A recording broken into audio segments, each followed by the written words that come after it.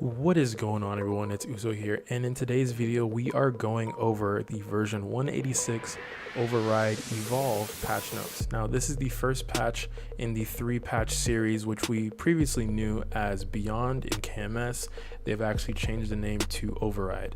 Now in this first patch we are getting things like new 5th job skills, some map rearrangements, Legion, and a bunch of new stuff coming to the game. There's also some other events coming around again, things like the breakthrough event, a couple new items, rings, and all that good stuff. We'll talk about that later on in the patch notes. So without any further ado, let's begin.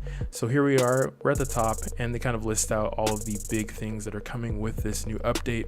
I don't exactly want to go through every single new skill for every single new class and their general skills, because that will take an extremely long time. I just want to hit on a few key points, one of which being the Matrix got an update. We now get new slots in the V Matrix every 5 levels instead of 6. So if you're 225, you'll get your 5 new skills instead of the I believe it was 4 extra. So I think that should put you at 6 or 7 versus like 5 or 6. I don't exactly know right off the bat at the moment. And then things like Decent Holy Symbol, which is probably one of the most anticipated new decent skills coming to the V Matrix. A couple jobs that I do want to talk about, only because you wouldn't have seen their 5th jobs anywhere else except for either GMS or JMS, and that is Hayato and Kana. So let's go down to Hayato. Their new 5th job skill, it looks like it is another full map attack. I'm probably going to butcher this. Yaijutsu Phantom Blade. I don't know if I pronounced that correctly, but it looks like you're getting multiple hits with 15 enemies hit 8 times. It looks like 5 times 8, 40 lines. Each successful hit grants a buff, giving 5% final damage per stack for 15 seconds. I don't know how much that can, it can stack up to 5 times. So 25% final damage, as if Hayato's really needed any more final damage added to their range. But that skill will be coming to them. There are videos on it. I believe there's a live stream that showed it, and there's a couple videos showcasing that skill, so you can check those out. I might post those in a link in the description below. Now let's also move on to Kana's, since their skills weren't going to be as easy to find. Spirit Domain, it looks like a buff, and it's going to be restoring HP and MP. It gives you final damage, status resistance. With every 500 mana absorbed, party members will gain 2 attack speed. Okay, that's really nice. 360 damage up to 15 enemies with a cooldown of 220 seconds and a duration of 50 seconds. So it looks like a pretty decent skill for Kana's, adding to their arsenal. A little bit more on the support side than the attacker side, but I'm not mad at that. Kana's need a little more skills, and the +2 attack speed is definitely a boost a lot of classes will take advantage of. And of course, I do have to go over Evan because, you know, well, that's me. Pretty much, it looks like we're getting 3 skills, but we're really just getting 1 skill that works into the Evan dynamic. So we get a dragon, and then it gets a return skill, and it gets a fusion skill. So the original skill that we get is Dragon Slam, and then the fusion skill will be the Worm King's Breath, which does the 12 enemies hit for 7 attacks. And then we have the fusion return skill, which will essentially create a damage over time area wherever the dragon was, and it'll do some damage to enemies for a few seconds. All of these skills will be showcased I believe there's a trailer for all the skills. It's showcasing all of them, and you should be able to see them in action there. One thing to note is that the Evan skill, I have not seen a person use that skill and not lag, so I'm looking forward to that most definitely. All right, so that's going to wrap it up for skills. If you want to take a look at this, the patch notes are on the MapleStory GMS homepage. First link up there, you can click on them, find your class and find your skill, and look up, you know, skill percentages and all that good stuff. So moving on, we are going to head into the Legion system. Now, it is going to be replacing character cards and part-time jobs. Part-time jobs, I didn't know that it was going to be replacing. Character cards, I did.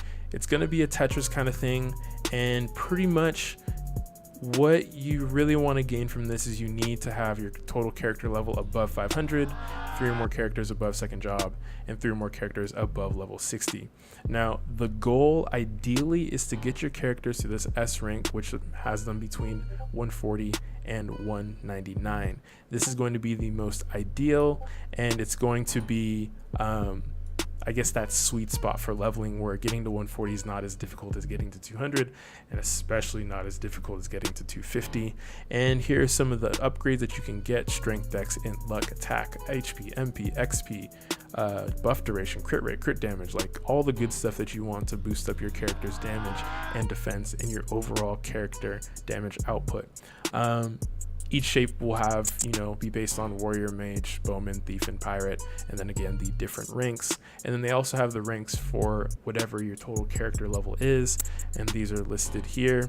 And then also accompanying this will be the Legion coin shop, which gives things like, attack boost, EXP boost, drop rate, meso obtained. You get your clean slates, your epots, your cubes, your stamps, meso boxes, and all that stuff.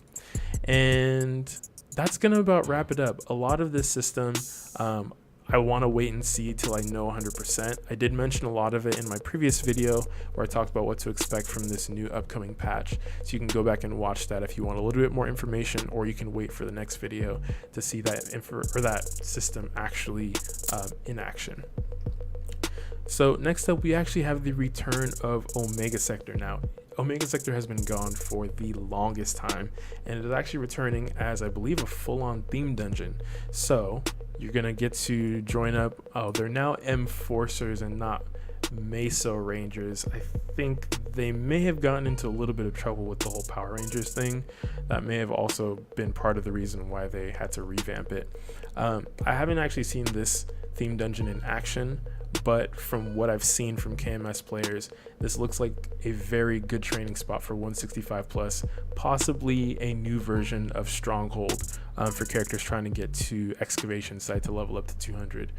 So definitely want to take a look at this, definitely want to train some characters here and see how good that it actually is. Lucid's getting a hard mode, and some of the bosses are getting some of their drops increased. So Lotus's energy cores, Damien's twisted stigma stones, and then the butterfly wing droplet stones are getting increased. I don't know by how much, but more than they usually drop. I think Lotus drops like 2 or 3 energy cores, maybe they'll go up to like 4 or 5, I'm not sure. And then they're allowing you to trade in like the basic energy cores for Absolab coins, which I think is really nice, considering the Absolab coins are still pretty hard to get. So they dropped it, I think that was originally 50, and now they're dropping it to 20, so I like that change.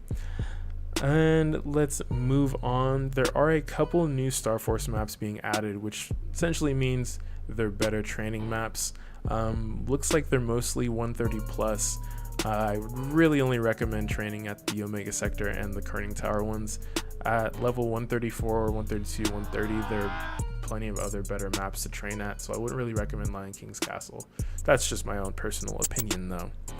Moving on, we have the Breakthrough event. Now, I know that for a lot of people, leveling to 200 is a bit of a problem, and it's not quick, it's not easy if you don't have gear, if you don't have, EXP multipliers. But if you can, or if you do have the time, or if you do have the patience to do so, I highly recommend taking advantage of these events. They are literally giving you a ton of free stuff. You're getting free selective 4 slots. They're giving you a 1,000 maple points here. They're giving you another selective 4 slot. They're giving you 50 mil. They're giving you 3,000 maple points. They're giving you another selective 4 slot. They're giving you a damage skin. They're giving you 2 times coupons. They're giving you cubes, another selective 4 slot, and 100. Like, as you can see, as you keep going on, you get a lot of stuff. And at the end, when you finally hit 200, you get 200 mil, 10k maple points, character slot expansion, which for people at 40, it's pretty useless, and another selective 4 slot. You get 1, 2, 3, 4, 5, 6, 7 selective 4 slot cube. That is 28 free slots you would otherwise have to pay 3,500 NX for. If you're thinking about leveling a new character in the near future and you pick the class, wait until the event starts, make your new character, and level it to as high as you can get, preferably 200, and get all of this free stuff, because honestly, I would take advantage of it as much as you possibly can. And then we have the override box event, which is going to be similar to most of your other events with event boxes. Just pick them up, open them, get power elixirs, reindeer milk, sunset dew, trade items, all that good stuff. It's pretty run-of-the-mill. The override coin shop, again, looks like we're starting to see a lot of the same coin shops going through. There's some new damage skins in there, but there is one thing that I wanted to hint on. One is the character name change event, which we're getting a coin based version of that in the shop. Also, we are getting the synergy ring. Now, the synergy ring, from what I've read, looks to be another version of maybe the Master SS ring and even the Vengeance ring to a certain degree. It looks like it's cubable. When it's fully maxed out, you'll get 20 attack and 30 all stat. So it looks like it is just barely edging out your solid ring if you haven't done so already. Technically, I think it's even better than an LGR, if I'm going to be completely honest. So if you need another ring, if you're thinking about getting rid of a solid ring, trying to consolidate your rings, something with more attack, definitely you want to do this. Only problem is you need to get it on multiple characters. So keep that in mind when you're going to get the synergy ring. You need to get 800 coins on multiple characters in order to get the maximum effect. I touched on the character name change event. We're getting a coin-based version of it, so you don't have to worry about using NX to do so. I believe you can do it on once per character, looks to be the standard for it. So you can't change your name multiple times, and I don't know the policy on changing your name on a character that has previously had a name change.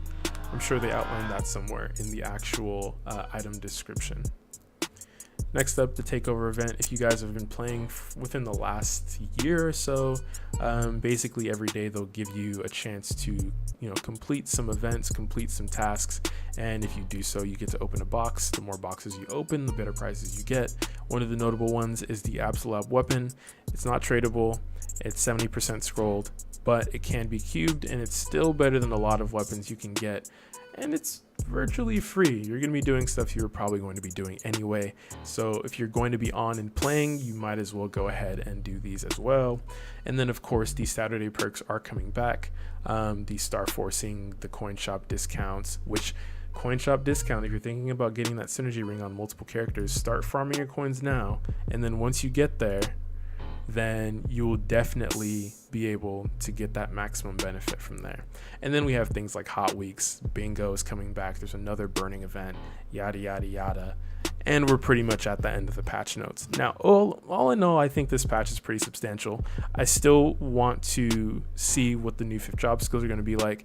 If you haven't, bought your node stones yet, if you're thinking about, possibly leveling up these new skills as soon as possible, you might want to buy your node stones before the server goes down. I don't know if this video will actually go up before the servers go down. Hopefully it will, but if they don't, I'm sorry. If it does, buy them now, because I feel like they might ninja patch node stone drop rate. I don't know if they will, but I feel as if that they've already done so in the past. Node stone drop rates have been terrible in my experience in the past few months versus when they were originally released. So ninja patching is a thing. Take my word for it. Don't take my word for it. You do you.